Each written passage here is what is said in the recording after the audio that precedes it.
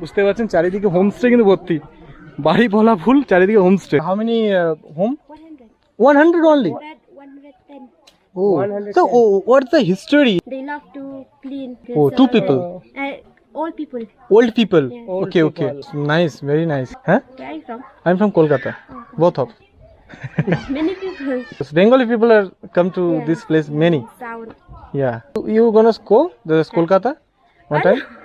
We don't have money, that's why. Oh, you are definitely go Kolkata. It's very beautiful. Yes, I know.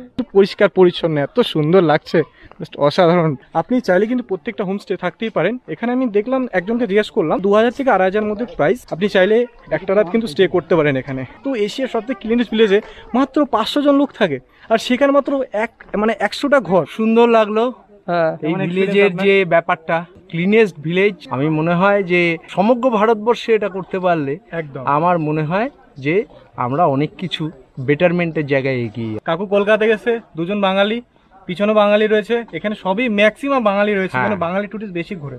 আর আমরাই কিন্তু নোংরা করি বাইরে এসে। আমি দেখলাম এখানে এসে একজন বাঙালি, মানে একটা এই চকলেট এখনো পড়ে আছে, ওই জিনিসটা দেখলাম।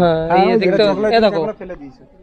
বাঙালিরাই কিন্তু নোংরা করে এইসব আমরা জায়গায়। লাইনে করে ওখানে, আমি ক্লিপ দেখাই না, শো অফ করি না। দেখুন কাকু ছিল ওখানে, আমরা মোটামুটি অনেক কটা ডাস্টবিন কিন্তু কুড়াতে ফেললাম, ডাস্টবিন রাখা আছে কিন্তু কেউ ফেলছে না, যেভাবে নোংরা করছি আমরা। আমি এটাই মেসেজ দেবো সবাইকে, সবার বাড়িতে পরিষ্কার পরিচ্ছন্ন রাখুন।